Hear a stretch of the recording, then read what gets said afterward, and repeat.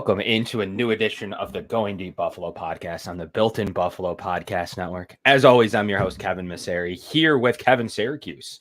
And boy, do we have a digging it out episode here talking about the receiver room. Got some coaching hires to go over for a little bit. From some coaching moves across the Bills land today, randomly news dump on February 7th date. So we'll get into some of that. So it's good to see the Bills filling their assistant coaches. But as always, our show is brought to you by the Summit Center. Get out there and check out the best autism care across Western New York. Everything helps when it comes to the Summit Center. And our show is also brought to you today by Larson-Timko Funeral Home, who is committed to providing their community with the best possible service in their time of need, offering 100% fully guaranteed price and pre-arranged funeral plans with live streaming available. You can visit their website at larson-timkofuneralhome.com or give them a call at 716-679-9000. So big thank you to Dave Dengler for sponsoring tonight's show. Yeah, absolutely, as always. But as you look at, as you turn the page here, so there's a lot to go on. There's a lot to discuss across the receiver room. It's a big position, and there's been so much discussion about should the Bills go light at the bit? Should they go with these wily old veterans and try to overhaul? They have Josh Allen. Should they sink significant assets? Are they going to put all their assets into the defense? Thus, maybe skimping at the receiver room like they tended to do in a way, but they felt pretty good at the receiver room when you're returning Gabe Davis and you're returning other players. Now they don't have that luxury.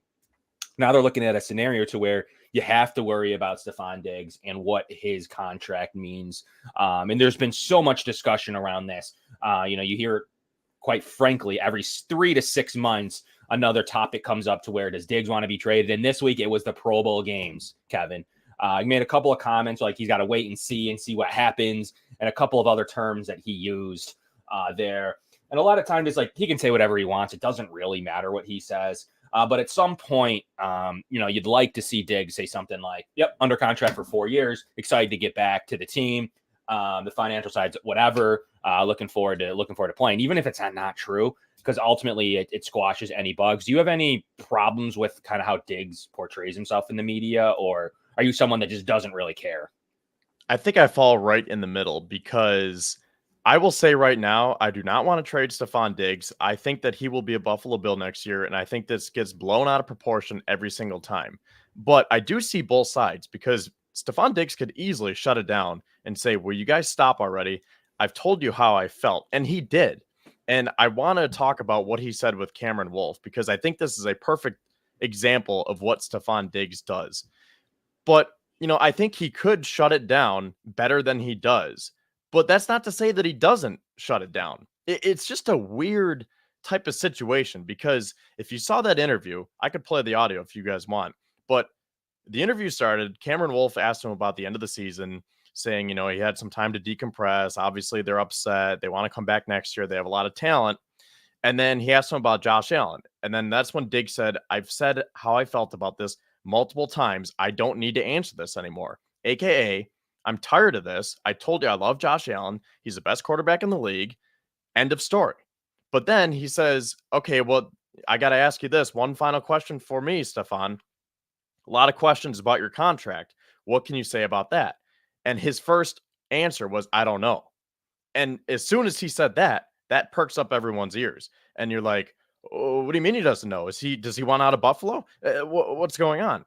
So that's like the interesting contrast here with Diggs, where he'll say enough to where you think that he wants to be in Buffalo, but then he won't say enough to where there's still time for a little bit of speculation and people are trying to read in between the lines. And it's like, well, I know he said that he's tired of these rumors, but at the same time, he also said, I don't know, when he asked him about the contract. So I try to not read into it, because as we will get into tonight, his contract is just untradeable. The debt cap is just so heavy. He's not going anywhere. And that's a good segue into the contract.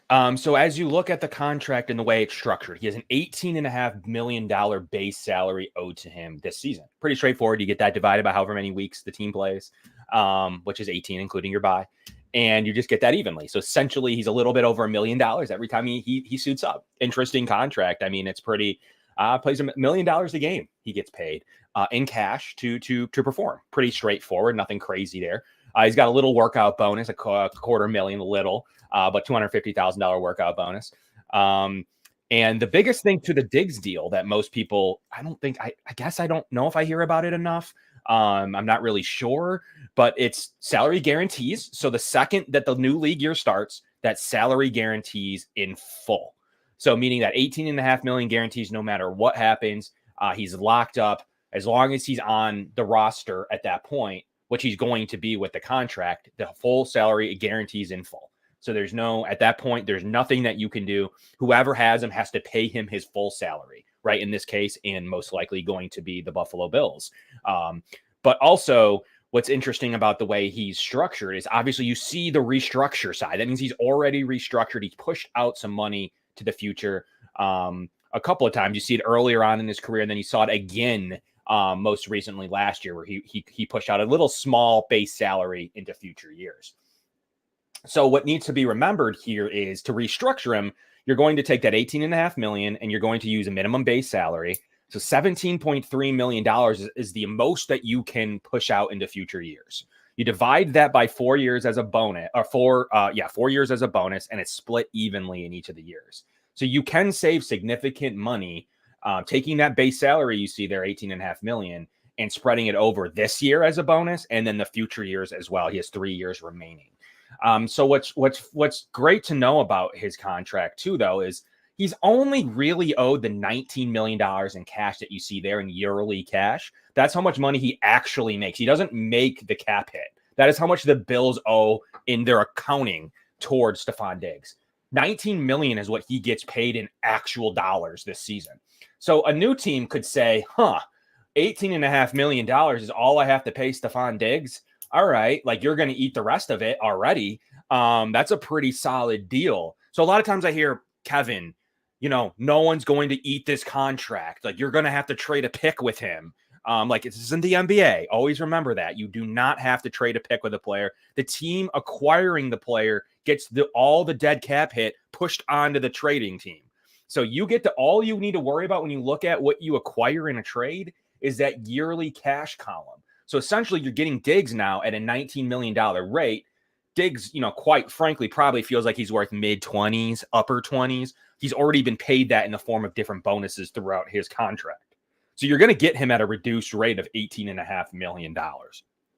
So that would be the reason someone would call you up and want to trade for him. Now, why the Bills are saying you're going to have to pay me a fortune is because they're eating $31 million this year. Now, what's tough to remember is his contract can't stay as is. So most people realize that with Stefon Diggs. You either have to restructure him or trade him and and eat it all now, and then basically not operate till June 1st. So those are really Brandon Beane's, or I guess there's a third option of approaching him and trying to get him to take cuts in different forms of upfront payments in return for cuts. I mean, I don't really see why he would do that. At that point, he would probably force a trade. So that's probably out. So really, there's only two options that you have. You approach him. You don't even need him to approach him. You just take that 18.5. You take out the vet minimum, and then you put the rest in a bonus. That is your option. Or you trade him and you take the poison pill now, and you wait till June 1st, and you get a bunch of money back on June 1st. And you have money to play with at that point. Most people don't realize that on June 1st, yes, you have to hold this contract until then, but on June 1st, you'd free up a ton of money that you could go and operate your team with. You can make a trade. You can see who's left in free agency. There is a bunch of stuff that you can do. But Kevin, I wanted to ask you, you're pretty firm on he's not going anywhere, but that means you need to restructure him then. So you need to do it exactly what I'm saying, and you need to push $4.3 million in each of those future columns that you see on the screen. So his dead cap hit next year goes up $4.3 million, basically making it even with his cap hit. So once again, you're in a situation to where next year it's not $31 million he's going to be dead for. It's going to be around 27. So you don't really do much for yourself. So you need him again. So if you restructure him, you're in the same bind next year. So Kevin, how do you feel about knowing that now? That knowing that like if you do keep him, you have to restructure him. And then if you restructure him, you're in a situation to where you're looking at 27 million dead next year. You really don't take anything off that dead cap hit next season. Well, before I answer that, let me ask, do you think that they have to restructure him to keep him? Because we went through a bunch of different scenarios where they can clear up 23 by restructuring Josh Allen's contract. They can extend Taron Johnson, Rasul Douglas, Deion Dawkins. Can they just stay away from Stefon Diggs and go with this this contract as is, or do you think if Stefon Diggs is on the Bills next year, they have to rework his contract in some capacity? Yes. Yep. You have to. So the argument, that's the argument against why you wouldn't trade him, because you can't operate essentially without trading. If you trade him, you can't operate because you don't get the benefit of restructuring him. You do take the pill now, and essentially you don't have to worry about anything in future years, and you would obviously receive a pick, but you ain't doing anything. You're going to get to the cap floor, or excuse me, you're going to get right to the cap, and you're going to stay put. And you're going to essentially make a few low budget deals. You're going to scrap and claw all the way till June 1st. You're going to, sign your draft class. And then you're going to have some good operating money at that point. But what's left for you? I guess you could hit the trade market. You could do a couple of different things then, but you're not operating in the spring. So that's the risk you take, whether you don't restructure him or you trade him. So those are the two biggest risks with either of those, same scenario. So you have to, if you keep the player, you have to restructure. I mean, you just do. So, which would mean you're in this boat again next year, because now you're taking 17.5 million roughly, and you're pushing it into 3 years beyond from now. So now it's essentially, you can put a little bit into this year, but you're putting $4 million into next year. And it's a huge, huge number, to where you don't really, mostly as you go down the line in an NFL deal, that dead cap hit goes down and down and down to where it's manageable to cut or trade him. You restructure him though, and you're ballooning that contract still at around 27 million in dead cap. We're having the same discussion, a little bit less than this year, but you're essentially having the same exact discussion. And now you didn't cash out for an asset. So that's the decision that Brandon Beane's going to have to go with. What asset's he worth today? Do they even want to entertain that? And then essentially, what is, like, there's really no other option but really kicking more money down the road. What do you think, Kevin? Like, where do you stand? Are you okay with kicking more down the road? I mean, I guess I'm still under the impression that it's okay to just leave it as is, because then I'm also thinking about how do you approach him? And it's not that Stefon Diggs is unapproachable, but I think we made this point before. Like, do you really want to keep kicking money down the can? And do you want to potentially get him angry and say, we want to rework your deal? That's why I think, like, can't you just leave it alone? But I mean, you're saying that, yeah, there's not another option. So the option is you trade him, and you eat the money, or he doesn't need to be. By the way, on the restructure front, he doesn't need to be approached. It's a paper transaction. Basically, he gets $17.5 million up front the day that the Bills put it through the paperwork. He gets it in cash into his bank account. There's no reason for him to complain about that. A restructure does not need his approval. It is generally in the contract language, especially for guys that have huge cap hits. So he doesn't need to even be approached. Now, what you would need to approach him for is if you're trying to lower his pay, do an extension beyond what he has now, rework some numbers. I mean, push some future money down the road and somehow clear up money. There's a way that could work. That is the scenario you're talking about, which I do not believe would be a scenario that happens. Either you're going to go all in and trade him, or you're just going to restructure him and keep your receiver one. So I guess the ultimate question is, if you keep him, you have to restructure him. So are you okay with that, having to do this discussion this time next year, essentially? Yes, I am, because with only a few receivers under contract, and with Gabe Davis most likely not coming back, you need Stefon Diggs. Because as much as we need to rebuild the wide receiver room, and we're going to talk about some potential options tonight on this show, you're not going to get addition by subtraction. If you get rid of Stefon Diggs, what do you have left? Because right now, it's Deontay Hardy, Justin Shorter, Andy Isabella. I mean, what are we doing here? So, Beane will definitely try to fill some holes in free agency. He should definitely draft one high, but I don't see how this is going to be beneficial to get rid of Stefon Diggs. So that's why I'm here to just try to shut this down tonight and say he's not going anywhere. I guess, for your point, you're saying that you can trade him. I just think he's untradeable. I think he's a Buffalo Bill no matter what next year. I'm sure some crazy things could happen. I'm not saying that it's impossible, but I am very confident that Stefon Diggs will be a Buffalo Bill in 2024. Right. So I guess to answer your question, yeah, sure, restructure him. Do whatever it has to take. And that's what it would take. So the only other solution to the whole scenario is, like, you're getting crazy. Like, you're restructuring Vaughn, which I don't know why you would do that over Stefon Diggs. You're making money with Dawkins. You're approaching White and probably cutting him. So yeah, there are ways to not touch Diggs, but essentially you're creating holes on your like deep holes on your roster where I just like doing something with Knox. Like there's just a couple of not smart things you can do to really avoid this discussion here tonight. But I just don't think any of them make any sense at all. Like you can cut more. So yeah, like there's scenarios to where you can do it. It doesn't make sense. You're just avoiding it to avoid it at this stage because you'd rather cut a bunch of players and restructure other guys and not deal with your receiver one. Doesn't make a ton of sense to me. Because you're essentially gonna have to pull the lever on everything else and thus put you in a bad equitable position all because you wanted to avoid Diggs. I don't know that that's the way that they'll go. I think you'd rather have a receiver one locked up. And I agree with you. I do not believe they trade him. I just don't think they have the operating cash, but you can do a scenario where if they do pull those other levers, 23 million without Diggs, you're pulling literally everything and cutting a bunch of guys. I don't know. That's a rebuild essentially. You're cutting your center. You're doing something with Knox. You're letting White go. No Neal, no Hardy. I mean, you're basically cutting up your. I mean, you got to do something with Taron Johnson and Dawkins. I don't know what world those are all the greatest moves ever. And then you have to do something with Vaughn. Now you're kicking Vaughn's money down the road. I don't know about that kind of stuff. I think it's just easier to kind of approach Diggs' situation, not the player, and figure out what you want to do. I'd rather if those are the moves you'd rather make, I'd rather you trade the player, get a high draft pick and just draft.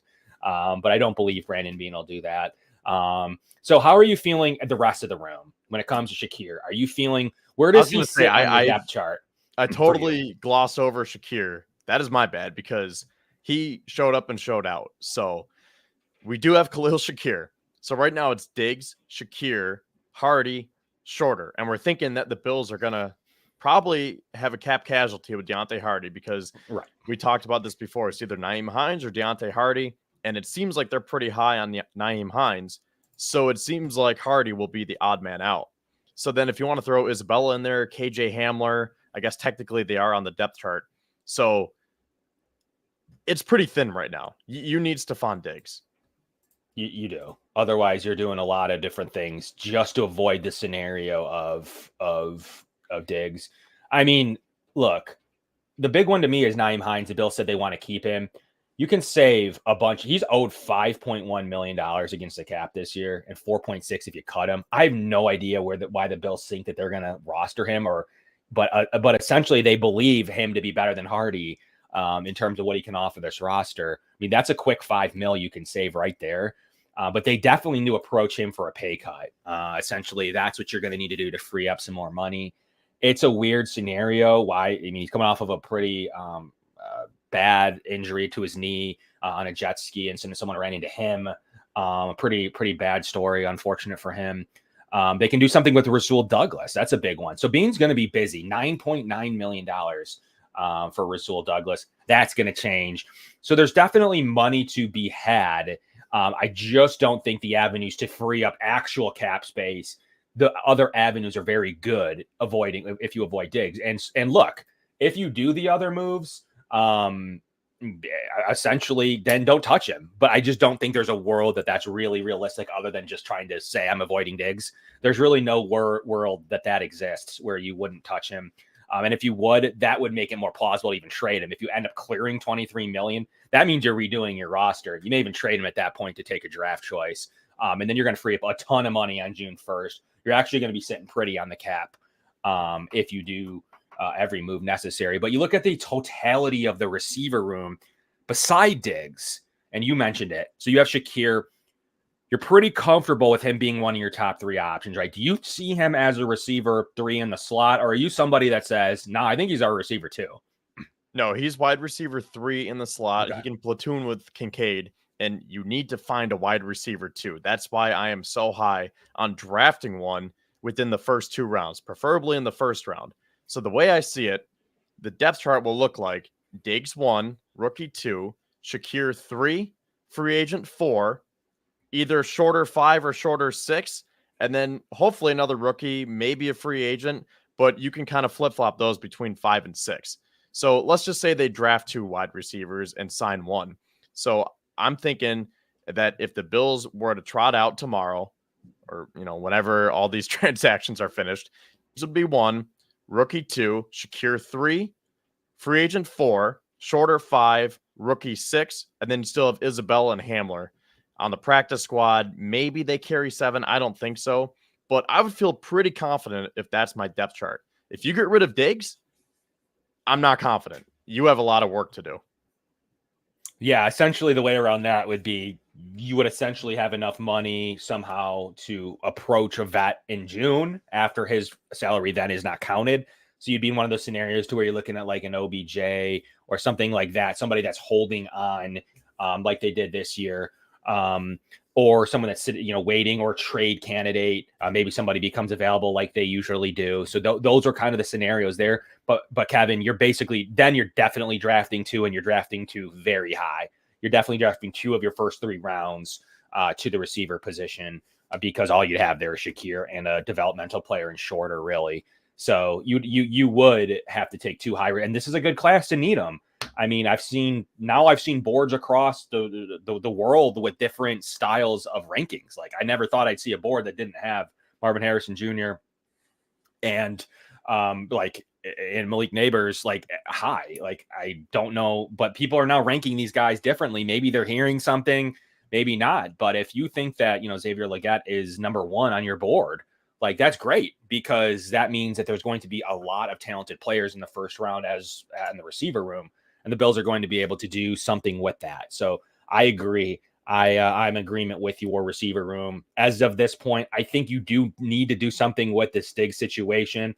I think that they're going to leave it alone for this year, but next year that it is going to become more of a reality at some point to do something with this situation. So now, let me ask you this again, because I know I've already asked you this, but I've been seeing a lot of comments from our fans. So I just want to ask you one more time so we're clear. When you're saying that they have to restructure Diggs, now, is that just for salary cap reasons, or is there one other main reason? Because a lot of the people in the comments are saying, well, you could just restructure this player or that player or that player and leave Diggs alone. So when you were answering that question, are you saying that just because of the salary cap situation, or is there something else that's intertwined in there? No, it's just for the salary cap. He frees up the most of anybody beside Josh. Okay. I mean, say Josh is going to get done as a paper transaction. Pagula is going to have to write a pretty big check to Josh Allen in March. It just is what it is. But even doing just Josh, you're still $24 million negative after the Josh Allen restructure. So what are the Bills going to do from that stage? Well, you kind of look at it, if you got to do a lot of work to do just to avoid doing something with Diggs. So restructuring Diggs puts his base salary, you're going to restructure out $17.3 million of that. So essentially you save $13.3 million, by far the second most money you can save behind behind Josh's $24 million. So you're saying between the 2 players, you can clear up $37 million right there. Correct, which basically, and then you cut Hardy and Strahan Neal, and you're basically at the number. At the floor. Like, you're pretty close to it. Yeah, like you're still got work to do after all the bonuses were paid out and all the official numbers were put in. But cutting then Hardy and Neal, you need to do. You're still at $7 million over, so you still got a little bit of work to do. But leaving Diggs alone, and you're doing a lot of work to you're paying a ton of money up front to other players. You can't touch Vaughn. You can't push any money of Vaughn's. Like, you can't do that. Like, that's the other problem. If you could restructure Vaughn, then you'd be in good shape. Where the Bills were hoping to. You have $17.1 million. He's going to have a cap hit of $23 million. You do not want to take his $17 million and spread it over the course of his few years remaining. That is not the way you want to go. But you can save a significant amount of money, not even as much as Diggs, but you can save another $11.6 million if you restructure him. But really, you're in a bad spot with him next year if you do that. So, and he has an out after this year, right? So you would want to just have him be done after correct. This third season with the Bills, and then you're just you have him as a cap casualty. Is that what if you extend, or if you restructure him, you do no longer have an out. So you're pushing too much money down the road to where that out is not available any longer. So when they say out, that would just be they would essentially cut him, right? He would be a An cap out casualty. means you can cut him against his dead cap isn't high, meaning that you won't take a big hit. So when you have an out, that means you don't have any guaranteed money left. You don't have any money that's owed to you, that has been paid to you, that needs to be paid to you. You can be cut. All that's really left is a bloated base salary. So at that point, you cut the player. That's an out. Essentially, it's saying like it's a bloated number. He's probably not going to see that deal unless it's actually not even just restructured, a whole new deal. So that's another thing. I mean, I think Brandon Beane has to approach Von Miller and say, "What are we doing with your deal, man? Like, we got to come up with something. We want you on the team. We want you to be starting defensive end, coming back off of injury. We need you. We don't want to create another hole when we're already losing 2 defensive ends. What can you do for us against the cap?" And I think that Von has sat himself into meetings trying to recruit players. I think he understands the cap ramifications of the situation to where he's going to make his team uncompetitive if he doesn't do something with his contract. So I think that there will be, different than Diggs, I do think that there will be a discussion with Von about like, can we do some form of pay? We paid you a lot of money already. Like, we let you rehab. Like, is there anything we can do here? And even if it's cut some of it, I think that is a good discussion to have. In return, like, you'll be on the roster this year. You're going to get a starting spot. We're going to pay you a good amount of money, but we need to do something with your base salary. Like, it's just too high, and we cannot restructure you like we can other players. We just don't know how well you're going to perform this season. We kind of gave you your mulligan season off of that bad injury. You were playing well prior to that. I just cannot take your $17 million base salary and spread it over the remainder of your deal. It's just not economical, because already that out has kind of dissipated from where it was when they first signed the deal. Next year, Kevin, he's $15 million dead on the cap, and he's owed 23. So you can only free up, as it is, about $8.5 million cutting him. You can't kick any more money, or officially you got to roster him again next year and probably and beyond. So the Bills need to approach him and say, you're making $17 million. What can we do? Like, you have a total of this year and 3 more on the docket. Can we just cut some of your base sal, like, straight up, instead of restructuring it down the road? We'll guarantee it or something, if you're on the roster or whatever it may be. But I need to take that 17 and make it 9 or 10 or 11, even. Like, work with us. But I do believe that's a more likely scenario than touching Von Miller's contract for sure. So you'll say, hey man, you take $5 million off for us. Like, we want you on this roster. That's the move. Now I want to go back to Stefon Diggs for a moment, because when he had that quote with Cameron Wolfe, I think, as I said at the beginning of this show, this is a perfect example of this whole Stefon Diggs, I don't want to call it saga, but I'll call it a situation, because it's been going on for a couple of years now, heightened by the Bills' playoff losses. So when he said, I don't know, well, the reason why he doesn't know is because, we've been on for about a half hour right now, going through all the different scenarios and the ramifications about how to save money, what the Bills are going to have to do against a cap. So I'm fine with that answer. Now, I would have felt a little bit better, not going to lie, if he said, stop, I'm shutting it down right now. I'm on the Buffalo Bills next year. And then he could have said, I don't know how. Brandon Beane will have to maybe rework my deal at some point. That's a little bit out of my ballpark, but either way, I'm on the Buffalo Bills. So Diggs didn't take that next step. If it were me, I probably would have, because I like talking, and I think I'm usually pretty good at being personable with people, but not everyone is like that. So Stefon Diggs is very good at saying enough, but not too much. So when he said, I don't know, my first thought was, well, I don't know either, because who knows what's going on in Brandon Beane's head. But then you get people, they say, oh my God, he said, I don't know. Is he getting traded? What should we do? Are we drafting a wide receiver 1? What's going on? And it's like, whoa, calm down, because he didn't say anything bad. So I think that's how people get kind of stuck in this position, where on one side, I see it, and it's like, Stefon Diggs is fine. He's shut down these rumors multiple times. We don't need to keep worrying. But then on the other side, it's like, well, he could have said a little bit more just to, kind of block out those naysayers.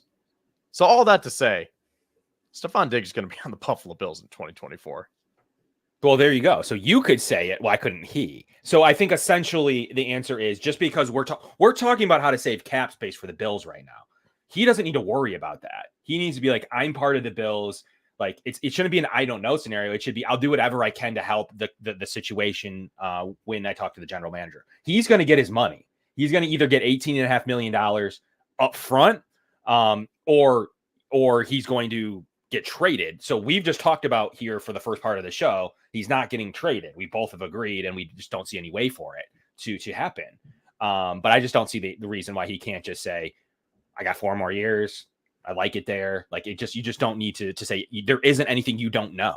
Like you do know, like you can look at your contract, that you can pull up Spot Track and see that you're not going anywhere. Like there's really no reason for an answer. Now, the only way out, he could eventually at some point, I don't know if it's this year, it could be next year, say, I want to trade.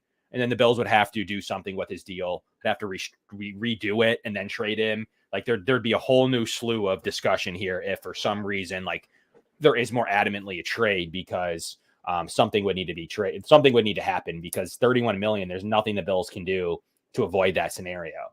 So, and I agree. I mean, I think he easily could have just said, I'm under contract by the Buffalo Bills, end of story. But to my point, I think Diggs likes the attention because he knows that he's saying enough, right? Because he said, I love Josh Allen. I don't need to speak on that anymore. Yep. Can you speak on your contract? Well, I don't really know. That's up to Brandon Beane. Okay, he did enough to answer the question. But see, someone like me, I would probably take it a step further and explain myself a little bit more. But I don't really care about the attention. I just want to be honest and upfront with people. Diggs and other wide receivers, I'm not going to go as far as calling them divas, but those kinds of personalities like to be cryptic in a way, and they like to leave you with the cliffhanger and want you wanting more. Talking about so yeah, so I think Diggs said, okay, I'm going to give them enough, but not too much, because if I give them too much, it's going to be the end of the story, and that'll be it. If I let them sit with this story will keep circulating, and honestly, I don't mind that, because what else are we going to talk about? So go ahead, talk about me all you want. I know that I'm going to be with the Buffalo Bills, but I'm not telling you every single thought that's going on in my mind right now. So I think that's why Diggs does it. Could be. And say he's penciled as receiver 1. Now you have receiver 1 and receiver 3. This will be a discussion next year. So, as of right now, we both agree I don't think there's really a realistic way. And I don't think the compensation for the trade will match what the Bills will need for $31 million. The Bills are going to say, you're getting a receiver 1. You're going to get him at $18.5 million. You don't really have to do much. You got to give us pays for it. And I don't think they're going to get the appropriate compensation. So it doesn't really matter. If we were in a bank where the Bills could get a first and a third, I mean, I think the discussion may change a little bit at that point. But let's just assume that they cannot get it. We have to move along that he's your receiver 1. It just doesn't make any other sense. And now you have to restructure him and really deal with it next year. But the benefits of restructuring it now, okay, let's put aside not we're going to win it all. Let's not worry about the negatives next year, are that you're going to free up a bunch of cap space, and you're going to free it up quickly. You're going to free up a lot of money right then and there, lowering his cap down to 14 million, freeing up a bunch of money. So, I mean, look, it doesn't really overly worrisome. We'll worry about it again next year, and I'm sure we'll talk about it. So I do believe he is on your roster going forward, and you're going to save $13 million. So take that right off the bank. You're now in the positive with him and a couple of other moves. What do you want to do with, are you extending, if in your perfect world, are you going to extend Dawkins and Johnson to lower their cap hits? Are you doing that move, Kevin? I think I will. Now, Okay. I haven't gone through my full offseason wish list and cap casualties and how to sort the money around, because, again, the Bills are about $44 million over the cap. So they have to save $44 million just to get back to the floor, and then they have to save an additional $35 to $40 million so that they can spend on the free agency class and the draft class. So when it's all said and done, Brandon Beane has to clear up about $80 million. So within the next few weeks, I'm going to go through player by player and see exactly what I want to do, because I love this. Let me go on a quick tangent for a sec. I was telling you before the show, I've needed a break the last few weeks because it was just too much. I got drained. So I've done a good job of kind of distancing myself from the football world. Didn't watch the Pro Bowl at all this week. And I've been doing a lot of broadcasting for local high school basketball and Fredonia State athletics. So I've been on the basketball mindset, and it's been very refreshing. So slowly but surely, I'll be getting back into football mode. And towards the end of the month, and then obviously early March, I want to go hard and try to figure out who the Bills could target in free agency, how much money they can save, what they can do here, what they can do there, and then based on that, what their draft class could look like, because I love this stuff, but I needed to get away for a little bit because it was getting to be a little bit too much. Yeah, and we'll do a free agent special in a few weeks. Don't worry about it. Like we're probably going to shoot for a full free agency special in a couple of weeks, and we'll get into all the facts and figures, who we want, who we don't want, what are we going to do with Morse. So we'll get into more of that at a later date, but more focusing today on the receiver room. And I think that it's very obvious that I am not one of those people who are like, I like this class, so we'll get a third round guy. Look at all the production out of the fourth and fifth round you can get with Puka Nacua. And, we're going to be the one that gets that this year. And, I'm looking really good. I think we can score, at 99, I think we can get a top guy. Like, look, those are all possibilities, but I think you need to go out and hedge your bet and minimize your risk and take a guy fairly early. The only reason I don't want one at 28 is if you for sure have somebody on your board that you need to fill a hole with, and then guarantee me you're taking one in the second, fine, because there is talent. But beyond that, I get squirrely. Like, I need you to add a top flight receiver, and I also need you to do it in free agency. I think the thing the team was missing, and even in the playoffs with Davis out, I think they needed that vet receiver. Their two players, Hardy and Sherfield, just didn't get it done. I think you need a tick better than that, Kevin. I think you need to go one notch above that. Would you agree with that statement, or are you full on rookies? Oh, for sure. That's why I'm thinking that you have to address it in free agency and the draft. Now, I will say, I've done some preliminary research because one of my coping mechanisms after the Bills loss was, let me go on Spot Track. Let's go look at the free agency list because I want to make myself feel better and tell myself that the Bills are signing Michael Pittman. They're not going to, I don't think. I know he trains with Josh Allen, so that's a possibility. But the way I see it was, this is interesting because we could talk about this for a little bit as well, because Chris Trapasso had Laviska Shenault as his top option in free agency. And I don't agree with that. But his second and third options were my first and second, Noah Brown and Kendrick Bourne. Because for the reasons that we just laid out, I don't think the Bills are going to have a lot of money to work with, first of all. And second of all, how they address free agency determines how they address the draft. Because if you go out and sign someone like Michael Pittman, you are giving a big contract, a big term, and a lot of financial, whatever it's called. You're putting a lot of finances into that investment. Yeah, thank you. So you're investing a lot in that player, which means you're probably not going to draft one early. So if they sign someone like a Mike Evans or a Michael Pittman, that means they might draft defense again, because why would you spend all that capital on a first-round pick? So that's why I think that I want to see them go be the bargain bin, not necessarily Trent Sherfield, Deontay Hardy, a tick above. That's why I'm saying Kendrick Bourne, Noah Brown, veterans, stretch the field vertically. And that means that, A, you did fill those holes, but based on the BPA, best player available, you can still go draft that wide receiver one without feeling that you put too much capital into that position. I think those are some interesting names. I would go I think Noah Brown's in the right range. Kendrick Bourne just has not put together. He's had some good moments. I just don't know, if he really, I would go one slight tick above that. So before you get into I just don't think they can play in the Curtis Samuel. I've seen Curtis Samuel float around a lot. He's still at a projection of 11 million.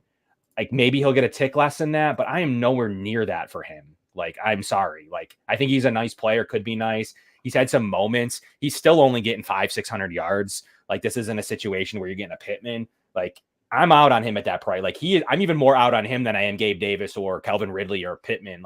I'm out on that range of player, like Tyler Boyd, for instance, or I just don't think that's the right style of player. That 9 to 12 million, you might as well get a guy that's better than that if you're going to spend that type of money, unless they really aren't going to cost money. Their market is really sunk. Josh Reynolds is interesting to me. You kind of he was really good all year. Had a couple goofy plays there in the NFC Championship game, but he was really fairly solid this season, and I think he'll cost a tick less than Curtis Samuel. And he played a little bit better to me than a Noah Brown. 608 yards, 5 touchdowns. You look at Odell Beckham Jr. What's going to happen with him? He was an interesting one that this team has courted in the past and likes. What did he do for himself? Could he finally see himself onto the Bills? Like, that's an interesting discussion of like a guy that you could get at this stage finally. That yes, he made about 15 million AAV last year. Is he more now in that 7 range? Like, where is he? Because that becomes interesting there. I like KJ Osborne a lot, but he's younger, and his projection, he had a really good time filling in for Jefferson. I think that with his age, he's going to get a tick too much, but then you kind of wind up in that Darnell Mooney range. So, he's kind of interesting. Take a lot of snaps, only had 414 yards and 1 touchdown this year. Projected probably for more than you'd like. So, like, at some point you got to land somewhere. And that's what's interesting about this free agency class, because to me, it's better than usual. Like, you got guys like Mike Evans, and you're probably going to have a cap casualty in Keenan Allen. What happens with him? And you have just so much talent sitting at the top of this board: Pittman, Calvin Ridley, Gabe Davis, T. Higgins, than you normally do. Like, those guys, like, the best player usually is like one Christian Kirk and not much else, like Alan Lazard. Like, there's not much else there. So those are a lot of good options. So that's maybe like Marquise Brown's another one. Like, he is a pure scheme fit. Like, why wouldn't I pay for Marquise Brown over some of those names like KJ Osborne or some of those guys that I think are going to get a little bit more than they should, like Mooney? Like, I don't really know where the difference is there between some of those guys, and even Josh Reynolds, Curtis Samuel. Like, at some point, it's like, I mean, Marquise Brown's just better and would do a lot more for this offense, in my opinion. These guys can, with the cap the way it is and these winning teams, like, somebody's going to be left out in musical chairs. And that's really where I'm focusing on, like a Marquise Brown, to really watch his market. And if he's one that gets paid, for instance, okay, let me continue to watch the market. What's going on with OBJ? What's going on with Josh Reynolds, Curtis Samuel? Where are those guys going to end up? Because I'm really focusing Mooney, because I'm really focusing Tyler Boyd, Keenan Allen. If he gets cut, he's owed a lot of money. So the Chargers can say whatever they want about keeping him. Even if it's not the Bills' number one option, he's going to play a role in where he goes, thus opening up another receiver. But I think that there could be some really solid interest if he's released, and the Bills could really decide that they want to go that route. The Chargers saved $23 million letting him go. We talked about Diggs is 13. It's about double that. So it's tough to me to think that he's going to be on the roster at $34 million. They'd have to basically give him a pretty sizable extension at 32 years old in order to lower that cap hit, give him enough years. I guess that could be in the card, but they're a team that's 60 million over as well. I think I see him hitting free agency. So are you still feeling like you want to be more in that Kendrick Bourne range, or is one of those names like, maybe I want to entertain that if we could get there? I don't want to lock into a specific player just yet, but I do want to lock into a specific price range, because I think anywhere between 4 and 8 million is what we're looking at. Maybe even 5 to 9, somewhere within that range. Because if you look at last year's free agency class, Trent Sherfield and Deontay Hardy, they were in that $2 to $4 million range. And that was clearly not enough, as we saw in the divisional round. But I think it's too much if you're going double digits. And that's why I said even 8 or 9 million might be pushing it based on the quality of players. So we'll just say double figures to make it easier. So that's why I think the Bills are out on Mike Evans, Michael Pittman, T. Higgins, Keenan Allen, to your point. So I think that sweet spot is anywhere between $5 and $8 million. So is that Kendrick Bourne? Is that Noah Brown? Is that, to your point, Curtis Samuel or Marquise Brown? Because I think Marquise Hollywood Brown is perfect for this offense, but can you get him for that price? I think my perfect contract would be 2 years, $14 million, AAV of $7 million per year. Who can you get for $7 million per year? Is Marquise Brown going to want more? Is OBJ going to want more? Curtis Samuel? Let me give you a name for you to think about, and it's going to be an interesting one that hits home for Bills fans, and he's just a dominant in the slot. It's Tyler Boyd. People feel like he's 40. He's 29. Like he's younger than Diggs. Yes. He's not 400. Like, it feels like that because the Bills made the playoffs in 17, but don't forget, he in 2017, he only had 225 yards and 2 touchdowns. He was a fairly second-year player at that point when he won the game to beat the Ravens to send the Bills to the playoffs. Like, he wasn't, he actually expanded on that to have 2 back-to-back 1,000-yard seasons. And then, 800-yard seasons pretty formidably. You know what the Bills will like about him, Kevin? He's a slot fiend. So he would really be enjoyed by Josh Allen. He's like in that Emmanuel Sanders mold, 6'2", 203. He soaks up targets, 98 targets, even last year with his 700 yards. But more importantly, he doesn't miss football games. And the Bills will really, he's only missed 2 over the last 4 years. The Bills will really like the availability come late in the season and what he's able to do. And how he's able to help out a team. He's been one of those weapons that Burrow can rely on when you see Higgins go down for a game. Well, he missed a bunch of games this year. Or when you see, in the past, Chase miss a game or two. To me, I think it's the right range. Like, I'm not sitting here saying like, oh, I need Tyler Boyd. Like, he's the guy I want. But he's a slot fiend. He's really good. He reminds me of a similar style of Emmanuel Sanders, but yet more in that Cole Beasley slot mold. And he's only going to cost you in the range you just said, like 7. So at some point, that's interesting. That's a match. It's not that I'm saying like he's my number one target, but it's just because of the factors you just went through and what the Bills need and what the Bills can spend.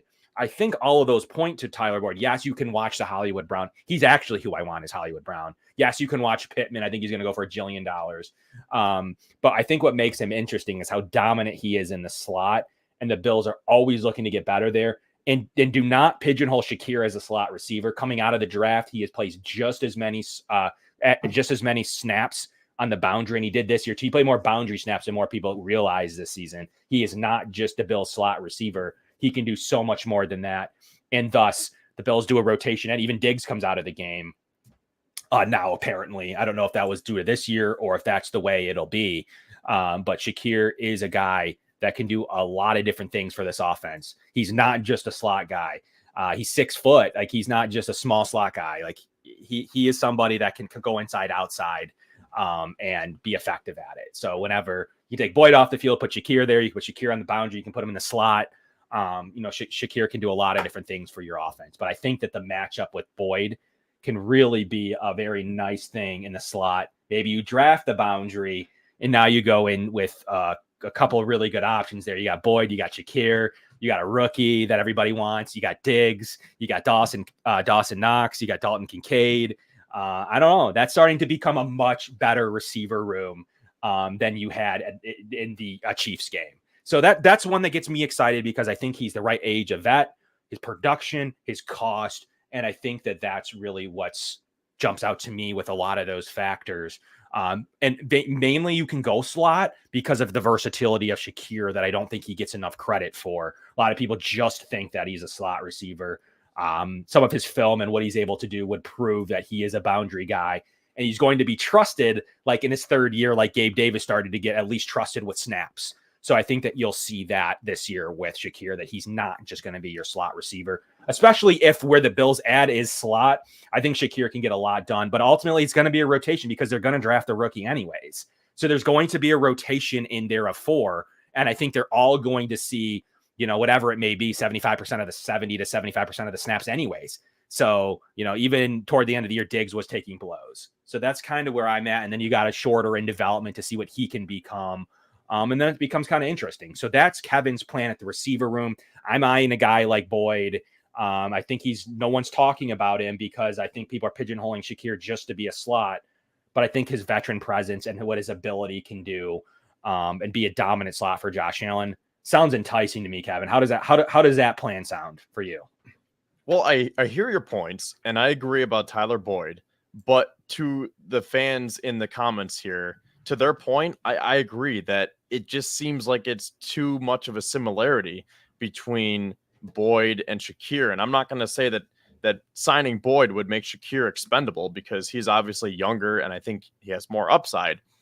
So what I will say, though, is if you're saying that there's versatility and you can put Shakir on the boundary, well, what are we doing with that? Because the point of this is we're trying to stretch the field vertically. Like, we want that speed target for Josh, right? Like, we want someone to clear the field out so that Diggs and hopefully that wide receiver too that we draft can work in the intermediate part of the field.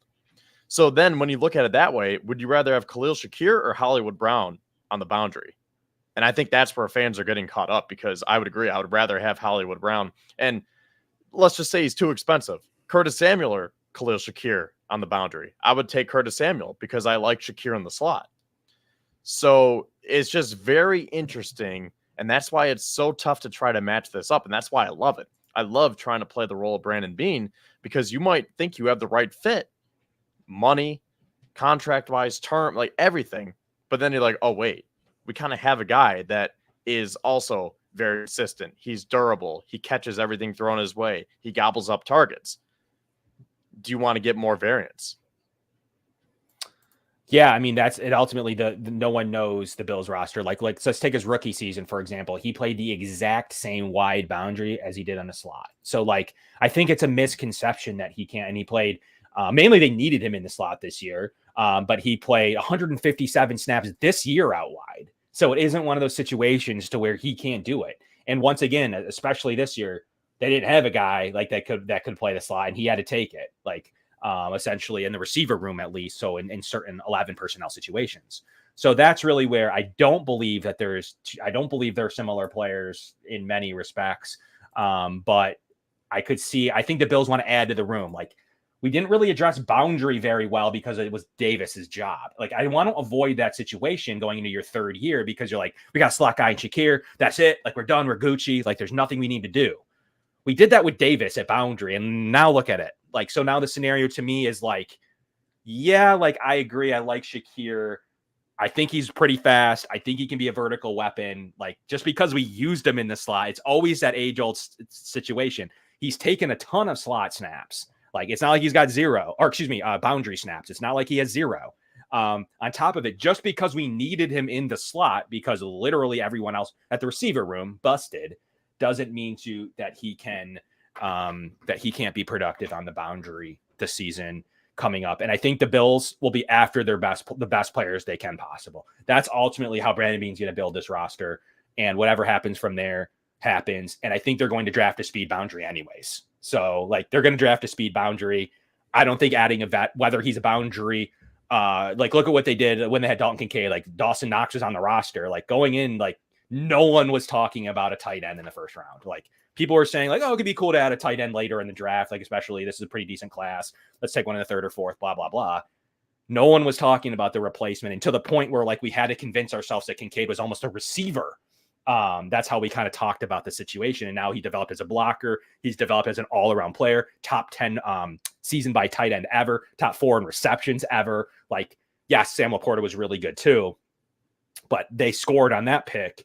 I just don't think you can say like, we got one slot receiver, and they don't have another slot receiver on the roster anyways, so there's no backup. Like, we have one slot receiver. We are not going to touch slot receiver. I just don't believe. I think the versatility, taking a blow, like a ton of other factors there that, to me, like, you're going to draft the speed boundary, like, for sure. So you're going to already be in a rotation. People are going to be in and out of lineup. Someone's could get like hurt at like, look at the Bills this year in the playoffs. They don't have Davis. I mean, I'd prefer to not be in a scenario. Like, I'd love to, like, say someone went down, Shakir is there to step right in and be an efficient part of the offense, or you don't have Boyd, or you do have Boyd. You don't have your speed receiver from the rookie class. Diggs goes down. Like, there's some factors that you have to factor. And to me, I think that Shakir has shown the versatility, especially in his rookie year, to play this same exact amount of snaps. He was just needed more in the slot. And early on this season, he was sharing slot and wide until the takeover of offensive coordinators. So that's kind of where I sit with the whole scenario. I just think Boyd's a perfect fit for, the Bills 2 years ago spent trying to find what they were going to do with returning Beasley and what they were doing with John Brown. Like, they were looking for receivers. I can't say that, like, I can't get picky and say like the market may not dictate it being a boundary. So you need to adjust and you need to put good players on the field rather than take a guy lower down the totem pole and make him a boundary. I love Marquise Brown. He's my number one option right now in free agency. I don't think they can afford Pittman. Brown's my number one option. I do not think they can afford him. But if he ever came into the Boyd range, no doubt about it. I just think that he'll be more in that 10 to 12 to 14. I just don't think they can play in that. I think they have to be in the 6 or 7. But if Brown's willing to be there and resurrect his career in a 1 or 2 year deal, for sure, I'm not going to ever argue that. But I think that someone like Boyd fits the mold of what they were looking to do with like an Emmanuel Sanders in the past, kind of that old veteran presence that could come in and do a lot of different things. But Sanders was kind of versatile himself. He could play in a lot of different positions, playing in front of Gabe Davis. So we'll get into that and more in future episodes about how we can about how we can develop this offseason. And we're going to get into exact specifics, and maybe we'll formulate more of our plan as seeing things unfold. We need to see cuts. Like, I know the Bills would be interested in Keenan Allen, and he's a slot receiver. So like, there's just like a plenty of things to talk about as all of this develops. But like, a couple of quick coaching moves. So if we want to, yeah, go ahead. I just want to say, to your point about, not being scared of building up the slot receiver, I understand. But at the same time, if the Bills did nothing with the slot receiver position this offseason, I'm fine with it, because you have Shakir, you have Kincaid, and for what it's worth, you could slide Diggs in the slot. I know you probably don't want to, but you could put him there. You could put Nyheim Hines there. You could try to expand on his role. Maybe James Cook. I know he's RB1, so that's probably a little bit out of the picture. But I'm thinking that guys that they're going to sign in free agency will have versatility. Guys that they're going to draft will have versatility. So I think that the slot receiver position is almost set in a way. That's why I'm thinking that I want to get a straight up boundary guy who can be that speed threat. And if it came down to Hollywood Brown or Tyler Boyd, I'm taking Hollywood Brown. And I think that's pretty obvious. I think a lot of Bills fans would agree with me. So I want to throw it back to you, Kevin. If it came back to Noah Brown or Tyler Boyd, who are you taking? Because I'm taking Noah Brown. I'm taking the better player. I'm taking Boyd. I think you can't get pigeonholed into a situation, and Beane has proven to do this. Like, he does not care. Like, I think what the good thing that it would do is totally knock out slot for you. Like, you don't even have to, like, I didn't think tight end was even a possibility to invest in that early, especially. I like some possibilities of Schoonmaker. He wasn't great this year. He didn't, couldn't play over the guys that were in Dallas, like Laporta, a couple others. I did not think at all that would even be something they'd entertain in that range. But the way the draft fell, the Bills felt strongly enough where they traded assets to go get Kincaid. Look, I think that there's a scenario where you need to address slot receiver. And I think ultimately Nyheim Hines is your RB3. He's your returner. The Bills, as much as they could have, they don't play the running backs in receiving positions very often. So I think ultimately you're looking at a scenario where if something happens to Shakir, you have no backup plan anyways. And we know what has happened in the past with the Bills roster development. So I'm taking the better player. To me, I like a little bit of what Brown's been able to do. But like, if you really break it down, like, I'm not really as worried about who plays where, because I think that a lot of these guys coming out of the draft now have to have versatility. And I'm still thinking we're minimizing Shakir's versatility. He had to play in the slot this year because most people don't realize that Brown played a ton of slot receiving as well. Played 168 snaps in the slot because they had boundary receivers. But when they lose boundaries, then, he had to go pop in the slot. Like, these guys need to be able to do that. Like, especially when, they lost their number one receiver at times late in the year. Noah Brown had to go back out wide. So he took more snaps out there, but started the season more snaps in the slot. So most of these guys should realistically be able to play both positions. And I can't just say because Boyd is a slot receiver that I'm never going to want to add at that position because we have Shakir. I think there's too much versatility now in the league, and these receivers are getting to be too good to just be one-trick ponies. And I do not think Shakir is pigeonholed into being a one-trick pony. And don't forget that Boyd as well, he's played hundreds of snaps out wide, especially when he's had receiver injuries. Yes, he is not a boundary receiver, but he still plays 150 snaps out wide every single season. So I think you can utilize it that way as well in certain formations and packages. And the Bills will sure love what Boyd can do out of 12 personnel and what he can do in the slot in 12. So I think that there's definitely options for the team, but he's just in the right range of all the factors we've already talked about.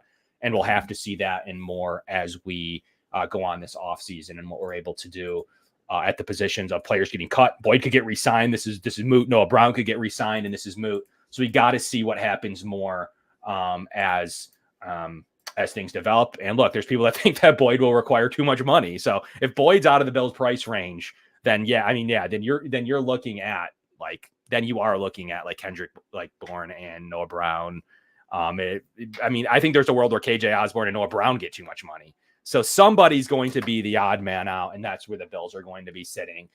and scooping and waiting in that $5 to $6 to $7 million range. I was going Bills to say, made. what do No, you go think ahead. about KJ Osborne, former Love UB him. product? Love him. Think he's a great player. Covered him. Went in Miami. Really good, solid player. Really good backup. Was able to do some good things with bad quarterbacks this year. Filled in for Jefferson. He's played his way in. To talk about contracts, he's played his way into, at his age especially. He's going to be a guy that's going to see some form of betting on his production. I really think he gets 8+. I really do. I think maybe short term, but he's going to get 8 for 16, 9 for 18, a number where I don't think it makes sense for a team like the Bills. He's going to go be a receiver 2 somewhere, in my opinion. Really? Yeah. I was going to say, do you think he would fit that mold of a wide receiver 4, 2 years, 14 million, 7 million AAV? Or do you think he's going to kind of outprice himself and maybe a team is going to say, you know what? Let's throw a contract at him. Let's give him 3 years, 30 million total. I think it's in the latter. I don't think the Bills will be paying for him. I think at 26 and what he's been able to do, it's going to be an interesting market. Maybe he is one that's left out, and you're right. He is more in that 5 per. Then I think it becomes a lot more interesting for me in my kind of reasoning. But like, he's technically a slot receiver too. I mean, like 900 snaps in the slot. Like, so like, I like him. I don't think you can project him. I think he would go somewhere and get overpaid as a slot receiver more than Boyd. But we'll see how this all plays out. I think that somebody, rather than a guy 29, a guy 26 that has shown flashes, that really is a true player that has played the same amount as wide as slot. He's played 900 snaps in the slot. He's played 900 snaps out wide. So he's truly a versatile piece. Someone's going to pay for it.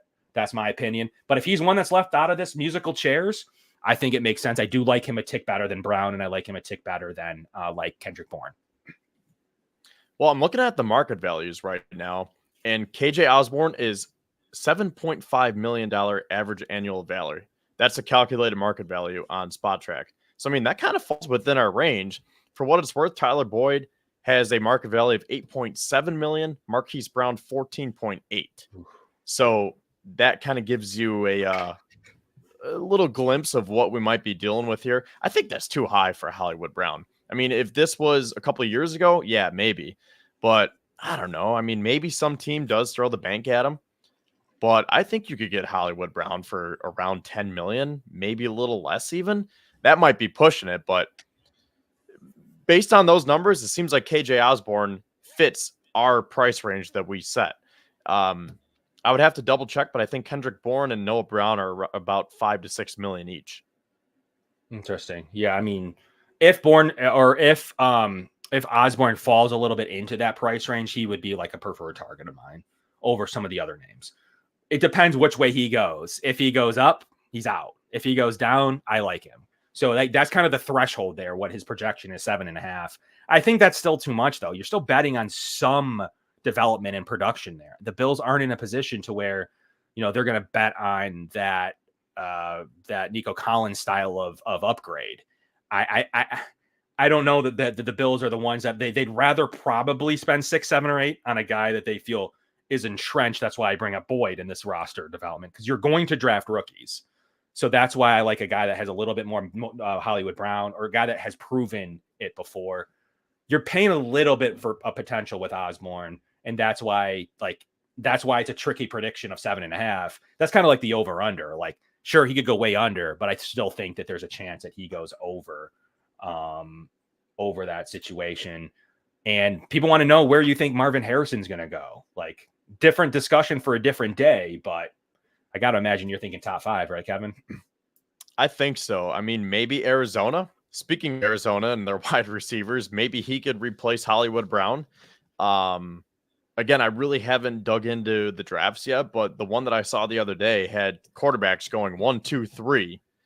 That's another very interesting conversation. Do the Bears stay with Justin Fields, or did they draft, let's just say, Caleb Williams? Because then I saw Washington takes Drake May, Jaden Daniels goes to New England, Marvin Harrison goes to Arizona at 4. I think that makes sense. But if I'm the Bears, I mean, do you want to rock with Justin Fields and maybe take Marvin Harrison? Like, can you imagine Justin Fields, Marvin Harrison Jr., and I'm I'm blanking on his name. Why does DJ Moore? I was about to say Darnell Mooney, who, by the way, he has a $10.4 million market value. So that's No way. pretty high for He's Darnell out. Mooney. Yeah, he's out. Yeah. But yeah, so Justin Fields and Marvin Harrison Jr. and DJ Moore. I mean, that is very, very enticing. It sure is. And yeah, equally so on Bourne. I am not as coming off that injury. That's part of my spiel on Boyd. Like, I need guys that play. The Bills need players at any position. I don't care what position. Look what the O-line that played together the whole season was one of the strengths of the Bills. They need players that play this season. Bourne has had this injury issue. All those Patriots receivers have had that injury issue, like pop up. The Bills need players that are in the lineup and historically, and anything can happen to anybody, but they need players that historically in the lineup. I liked what Bourne flashed. Ultimately, I want guys that that are a little more proven. On top of it, don't have like an injury concern. Like, I'd appreciate both of those things. If he comes here super cheap, fine. I'm just not a guy that I'm just not thinking 4 to 6 range for Bourne is not something that overly jumps out to me. But I'll do some more research. We'll see where he is in his injury rehab. But like, it's just not my favorite. He reminds me of Sherfield. It's just not my favorite move at this stage. And Sherfield came in with an elite trade at blocking. And potentially had his best season ever with Tua. So there were some things to like with Bourne, the injury, he's a tough one for me. I can see the potential. Not a Bourne fan. I don't really, I'm not going to buy him off a half of a year of production this season. It just reminds me of, he's older himself. Like, he's not young. He's already had a second contract. I can't take him off of an injury. He's been healthy beside that, but it's a major injury at his age. Got to pass on Bourne for the moment unless he's free. That's a good point, because last offseason, Brandon Beane signed a bunch of guys who were coming off of their first contracts, their rookie contracts. I can't remember off the top of my head all of them, but there were guys like Connor McGovern, Taylor Rapp, David Edwards, Sherfield. That was his third, right? Because he was with San Fran and Miami. Same with Hardy. But he was signing guys within that age range of 26. Damian Harris. Yeah, 26, 27 years old. So, like, they haven't necessarily peaked yet. So who could that be this year within that price range that we talked about? So let's just say the Bills go for a 27-year-old. And Hardy was one, by the way. He was coming off his first contract as well. Oh, okay. That's why they had to pay a little bit more for him. Okay. So based off of that, let's just say we're building the prototype here. 27-year-old wide receiver with a $7 million average annual value. Who can you get? Is it Noah Brown, KJ Osborne? Like, who fits that mold? It's like Osborne. Yeah. I think Boyd is just a little too old, a little too pricey. But I think those two guys, KJ Osborne and Noah Brown, might fit that perfectly. Even Curtis Samuel, is he a little bit too old for that? Maybe a little bit. Yeah, he's already kind of been paid before. Like, he left Carolina. Yeah.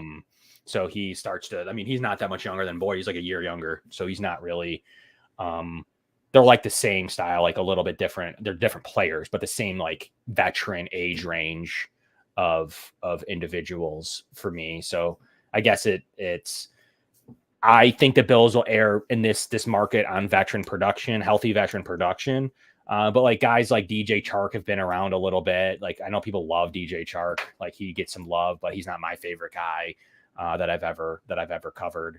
So, but Noah Brown, by your qualifications, he would kind of fall within that range. But don't forget, he's 28. He's going to be 29. So Noah Brown's young player. Like, don't forget, he's started on Dallas. Yeah, Curtis Samuel is younger than him, and he's not much not much younger than Tyler Boyd. Noah Brown, he's like 6 months, 9 months. So he played a full 5 years in Dallas, and then played 1 year in Houston. So he wouldn't necessarily qualify even in. KJ Osborne's a guy that I think's in the right range that qualifies in that realm of possibility that you're referring to. Guys coming off of their first contracts that are looking for second contracts. Darnell Mooney. And that's why those guys get those big predictions, because they're going into that second contract and teams are buying potential. That's why I think KJ Osborne gets the boom. That's for that exactly. They didn't get McGovern for free. That's why I think that KJ Osborne gets that boom, and I think that Darnell Mooney gets that boom as well. So I don't even know that either of those are realistic. But if they are, I'm absolutely on board. I'd take a flyer on either. I think those are both the right range of player that I'd be interested in. But then you got the vet guys like Samuel, Reynolds, Boyd. Those guys are actually more Noah Brown. They're really only 9 to 12 months apart. So that's the next range. And I think that, unfortunately, that's the range I think the Bills are in. I don't think they're in the youth range because, like, basically who heads the youth range is T. Higgins. So Michael Pittman. So I don't ultimately think that they're going to be in that unless they make extreme moves and they don't do anything else all offseason but sign that player and then have to draft extremely defensive heavy in the draft if they go with something like that, which you never know what Beane has up his sleeve. But I just don't think that they're in the $20 million Pittman market personally. Actually, his market value is 22.7. Yeah. I mean, they're projecting him to have a 4-year, $90-something million contract. Yeah. Like this, it doesn't even make any Boyd or, Higgins makes more sense. Like it just doesn't make any sense that they could Higgins off of the injury year. He's probably at like 18 projection, right? I would assume. Let me look at his. And also, while I look for this, I just want to say maybe for everything that we just laid out, maybe this is the year that the Bills go after guys with their third contracts, maybe not their second, because like you said, I mean, they might be too pricey this year. Yeah, they're going after guys in the third contract in this situation, for sure. Like they're going to try to bank on that. I think at the receiver position, because they're going to fill it with rookies. So that's the difference. So they're going to have 1 or 2 rookies on the roster. They're going to have already a guy on his rookie deal in Shakir and a guy on his rookie deal in Shorter, and then have Diggs. So I think that they're okay with a vet because they're going to have 2 rookie contracts, 2 guys on their rookie contract, and then Diggs. So I think that they're going to be okay with a more veteran. That's a room that they're already going to be fairly young at, beside their 2 top options, and Diggs and whoever else this may be, even if you would consider whoever this is a second option. So that's why I ultimately think that like the room could benefit from a Curtis Samuel, from a Tyler Boyd. But Samuel makes sense. The reason he doesn't make sense, though, is he's still projecting to get 11 to 12. The Bills can't afford that. So if he's not in that range, then the Bills will be very interested in a guy like Curtis Samuel. If he is in that range, the Bills will be nowhere near Curtis Samuel. It's as simple as that. But right now, the projections are all over the board on him. So he's a really hard one. And I certainly don't want to pay a guy who had 613 yards. Kind of make fun of Davis for that. Davis money, because he's not Davis. He's older than Davis. So if you're going to do that, then decide Gabe Davis. But realistically, this fan base would want Curtis Samuel more, and it's weird. Davis is better. So ultimately, I'm not fully on board for the 10 plus on Curtis Samuel. If he comes cheap, 5 to 6 in the range we've been talking about all night, fine. I am nowhere near the 9+ million for Curtis. I don't want to be anywhere near that. This is his third contract. He didn't play great in Washington. He was okay. But he is a guy that was just first drafted under Beane, like literally his last year there. Like Beane may have been a part of his draft before he left for the Bills, like literally the next month. So they may like him. I just can't see how he's better than Gabe Davis, though. Like he's never produced. Never. Like Gabe has produced better in his 4 seasons than he has in 7 seasons for Samuel. So like we got to be careful what we're asking for, Kevin. You were asking about T. Higgins. His market value is 18.6 million. He thinks he's going to be worth more. And while I'm at it, this is another interesting name because he fits the prototype, but his market value is 17 million. So I don't think the Bills are going anywhere near him. But Calvin Ridley. Yeah, he'd be a nice addition. Like he would be perfect. Yeah, but not for that price. Yeah, don't forget he's on his first contract. Is he? Yeah. Don't forget his suspension and whatever else he had to work out. But he's technically he is on a second team for sure. But the reason that the Jags got him so cheap was because A, the suspension, but then B, they had to move away from him. He was owed money. Essentially, the Jags weren't going to pay him. So, but he's 29. Yeah. So he had 4 years in Atlanta now. Right. a suspension in 2022. He played 2023. Didn't Atlanta sign him to a second contract before trading him, or? I mean, I don't believe so. He's only got 5 years of experience, one being a suspension. It says Calvin Ridley signed a 4-year, $10.9 million contract. So was that would have been his rookie deal? That's his rookie deal. Oh, then they picked up his option. Maybe that was it. Right, because he's a first-round pick. He played under his 5th-year option in Jacksonville. Correct. Oh, okay. Yeah. So yeah, okay, no, so he's second. He's older. Like he was drafted at, like 25. So that's probably what's throwing you off. He's drafted like late 24s. So that's confusing a little bit with the suspension and then with the 5th-year option. That makes it seem like it's been forever, but he's under his first contract. So with the 5th-year option being a first-round draft choice, but he's just had a weird career arc. But yes, he would fit the mold. So would Higgins for sure. So would Pittman for sure. Can the Bills play in those 3 range? You'd have to approach them with a very backloaded deal. You never know. You never know. And Beane will say the opportunity arose and this and that is how he justifies making these moves. But I just don't think that they can be in that. And yes, DJ Chark is a free agent, but he's a guy that comes up every year and then continues to not produce every year. So like, I'm off on DJ Chark. I don't know where you stand on him, Kevin. If you saw the face that I just made, where I was like, are you kidding me? Do you know what his market value is? I was thinking it was like 2 or 3 million, because I've always been a DJ Chark guy, but I've just kind of finally stopped trying to be like, oh, let's go get DJ Chark, because it seems like no matter what system he's in, it just never comes to fruition. He's always getting hurt, and now he's kind of getting up there in age, not that much, but still. $10.9 million market value for DJ Chark. No, thank you. And he's 28 like week 1, around week 1. Like no. He's 4 teams in 4 years, Jacksonville in 21, Detroit in 22, Carolina in 23, always been on bad teams and still can't produce. Like at some point, he's just not that good. He's like the anti-Gabe Davis. For some reason, people think he's good. He shows flashes. He's a big play receiver.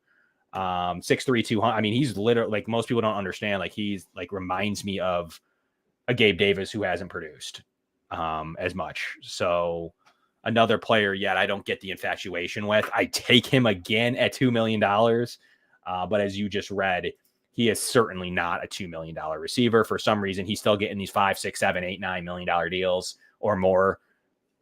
He's a 500-yard receiver. Like, what are we doing? Like, what are we doing? Like, he kind of is what he is at this point.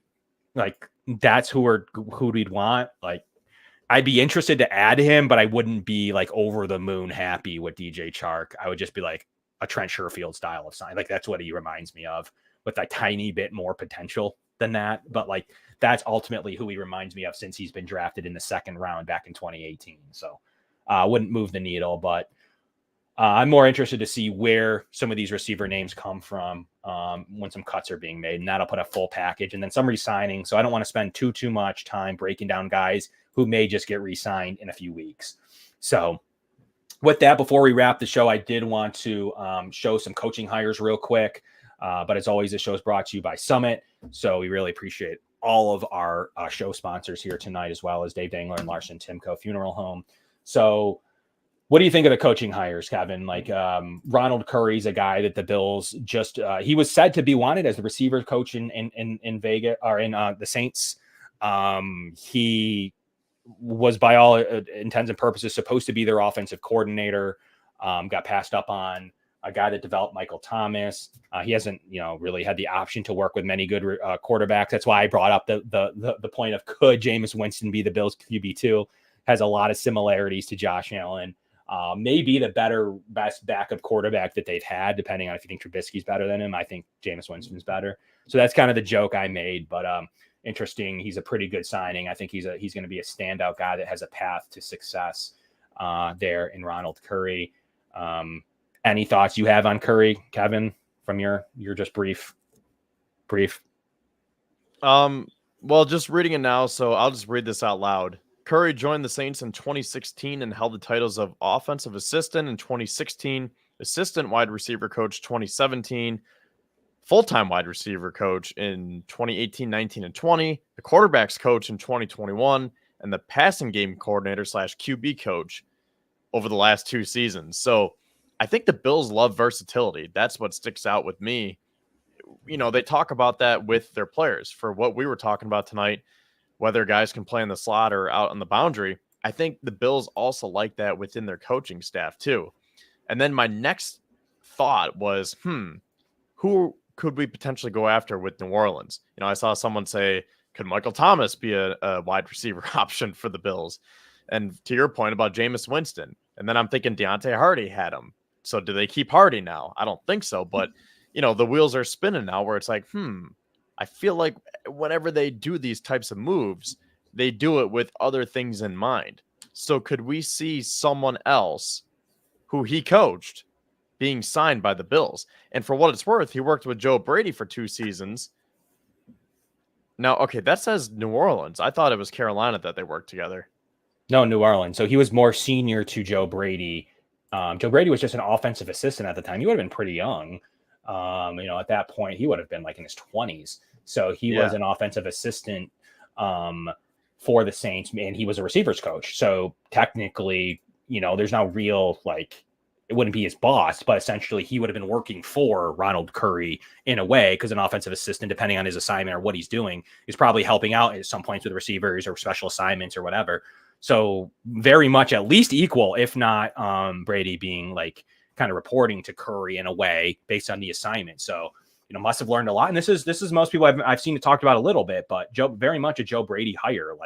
I trust him. I've worked with him before. This isn't a cold hire. He's done really great things in that receiver room, has been great. It was great underneath Drew Brees, always a pretty good room. And then, unfortunately Brees moved on and they haven't really had very many good quarterbacks there. But I thought, he got a lot out of Jameis Winston when Jameis came over from Tampa. So that's what really stuck out to me. But yeah, the Hardy connection could be something. The Bills may approach Hardy about taking some money off. Maybe they already have, hence his cryptic tweet the other day. He just needs a chance and say, hey, if you want to stay here, we're going to have to redo this. And he can say no if you'd like. So different than a restructure. So maybe they knew that Curry was going to be the guy and Curry wants to keep him. You're right. Ultimately, maybe they go Curry. They just cut Hines, save more money. There's solutions there that the Bills could go with. So pretty good hire from outside the market that the Bills really like to fill quarterbacks coaches with outside the roster. Yeah, and see, I was thinking that Curry and Brady both worked with Curtis Samuel, but I think it was just Joe Brady, right? Yes, correct. It would just be 27-18 range. I was thinking for some reason that they were all in Carolina together, but then I read it. I was like, oh, wait, no, that says New Orleans. No, don't forget, he wasn't really in Carolina long. Brady was only there for a year and a half, 20 and 21. So whoever in Carolina was on that roster in 2020 and half of 2021. Yeah. So there wasn't a ton of Carolina overlap there for Brady and those poor rosters really post Cam Newton. Bills also hired Jamil Adai as well. His brother was a pretty good DB in this league, but he's got some pretty good pedigree as well, taking over for a John Butler, who has been since agreed to part ways. So the Bills kind of went young across their defensive staff between hiring Babich. And then obviously Butler probably didn't love that. Neither did, as you saw Washington as well go to the Bears. So I'm assuming Butler the same way is going to wind up somewhere prominent and was basically passed up on for Babich. So the Bills went out and signed Adai to be their cornerbacks coach there as well. Joe Dana is their safeties coach, who has been pretty good as a safeties coach. So, the Bills think that there may be some situational changes with some more press, maybe some more cover one. Adai has coached to cover one a lot in his career. So we're going to see maybe a different scheme change, maybe to continue McDermott's and Babich's aggressive style of defense. So that's going to be a pretty interesting change, which they could be taught. And then obviously Kyer Elam's coach in college. So we'll see those fits and how that could fit going forward. And lastly, Christian Taylor, a guy that coached at William & Mary, no crossover with McDermott other than the fact that he's from William & Mary. and was their offensive coordinator there, but he's coming to be the defensive quality control coach, which doesn't do anything but like help with situational paperwork and things that they need, views that they see, probably scouting other offenses, and how he's going to bring that to the table as a defensive quality control coach on what they need to do to stop an offense. So that's what many people are like, why would he coach defense? Because he's going to tell the defensive coaches what he sees most likely on film when they're playing the Detroit Lions, for instance. He can break down their offense and say, this is what I think. Here's what I say. You guys put this into a game plan. So that would be, he's probably scouting offenses and then returning it back to the defensive coaching staff. So pretty cool crossover there. A nice. It's not a major hire there by any stretch. He's not doing a ton.